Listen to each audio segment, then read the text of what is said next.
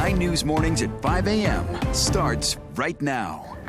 Good morning. Happy Wednesday. Taking a live look outside right now. Downtown Denver and I-25 moving along really slowly to start out your morning.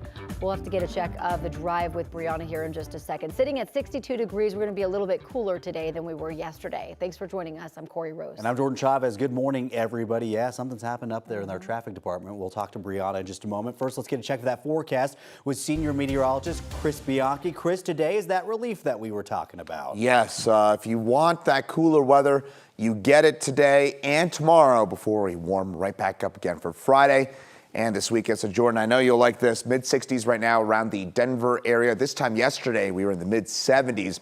Radar is quiet across the state at the moment, though we did have some pretty notable shower storms last night. Temperatures 60s across the state, across the eastern part of the state, 40s, 50s in the high country. And going back to that quick second, again, 40s, 50s in the high country and 60s on the eastern plains. Later on today, we'll top out at 83 degrees for us here in Denver. That's about 10 degrees cooler than yesterday, 15 degrees cooler than Monday. More clouds and sun and 40% coverage with showers and storms between 2 and 7 p.m. There will be a hail and wind threat with those storms. I'm going to get into detail on that threat as well as looking at that big weekend warm-up. That's coming up in just a few minutes. Well, let's set things over to Brianna now for a check of traffic and what's looking like there on I-25. Yeah, so this is what we're seeing, that slowdown actually, I-25 and 23rd Avenue. Happy Wednesday, everyone. For those heading out the door, this is some overnight road work that's been going on up and down northbound I-25. So you're seeing a lot of slowdowns in this area. I do want to switch things over to our main maps, kind of show you exactly where this construction is happening at the moment. You can see we're seeing a lot of delays if you're heading northbound this morning. We do kind of have the red line at the moment. So right now you're looking at those speed times clocking in at 9 miles per hour. Again, this is northbound I-25 between 6th, 8th Avenue into Colfax. 3 left lanes are currently closed. So give yourself plenty of extra time, especially if you're heading out the door right now. Westbound 76 for those in Commerce City. We still have the green light right now. No crashes, no delays to report at the moment other than that I-25 overnight construction. But right now, if you're in Commerce City taking westbound 76, you're looking at a nice 10-minute drive. Thank you. Right now, Denver police are asking for help finding the driver who hit a bicyclist and took off. This happened just after 6 p.m. on July 13th at the intersection of North Washington and East 20th. Police say a dark-colored SUV, possibly a Jeep, was traveling southbound when it hit a bicyclist. The crash left the bicyclist seriously hurt. Police believe the SUV may have damage on the driver's side. Anyone with information is asked to call Metro Denver Crime Stoppers. Their number is 720-913-7867. Denver police have arrested a driver suspected of hitting and killing a cyclist before leaving the scene on Monday night. They arrested 28-year-old Jonathan Jerebeck. Yeah, the crash happened at 38th and Tejon in the northwest part of Denver, a protected bike lane that was proposed but never built. The protected bike lane was proposed back in 2021, but the project was tabled after some businesses pushed back over the loss of parking. Advocates are saying Monday night's death was preventable and now say that they want clear answers and a commitment to action before another life is lost.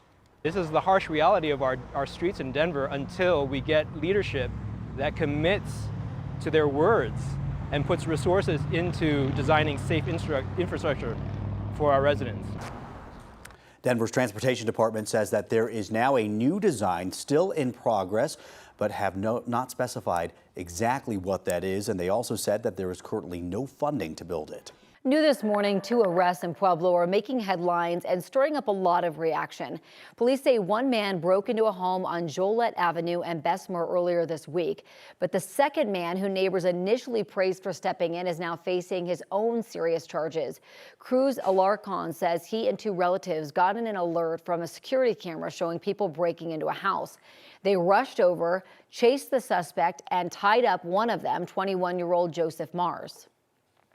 Saw 2 male figures running down the street, down Pine Street, across to Joliet, and I could hear them screaming and a fight and commotion going on. But arrest records say it was more than a fight. Officials say Alarcon hit Mars with the butt of a gun, kicked him in the head, and threatened to kill him, all while Mars was tied up. Pueblo police say that goes beyond what's legal in a citizen's arrest.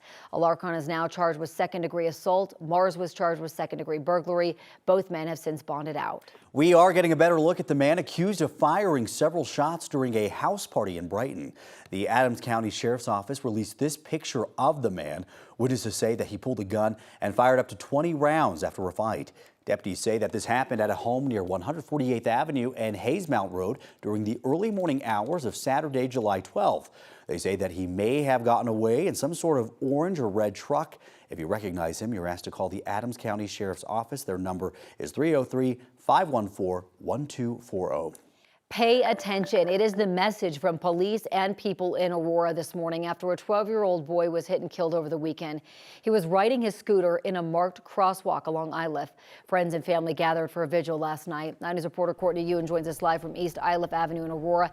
Courtney, this isn't the first crash to happen in that area.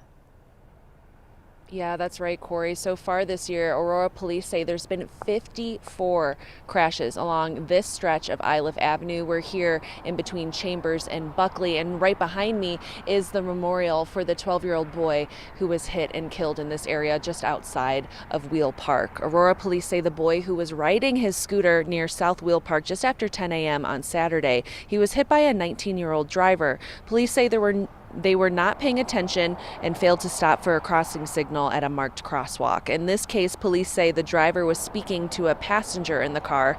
The boy later died at the hospital. APD says careless driving is a leading cause of collisions in the city. Year to date, nearly 40% of crashes were the result of careless driving. Last night, friends and families came out to remember the boy who died. A neighbor who's lived in the area for 10 years says people need to slow down and pay attention.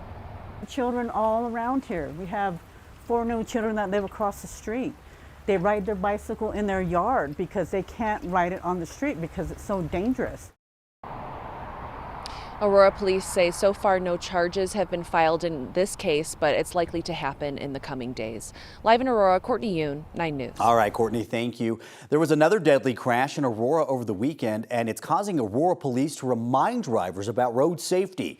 The second crash happened early Sunday when a speeding driver ran a red light at Airport in Alameda, causing a 3-car crash. A 37-year-old woman and a 15-year-old girl were killed.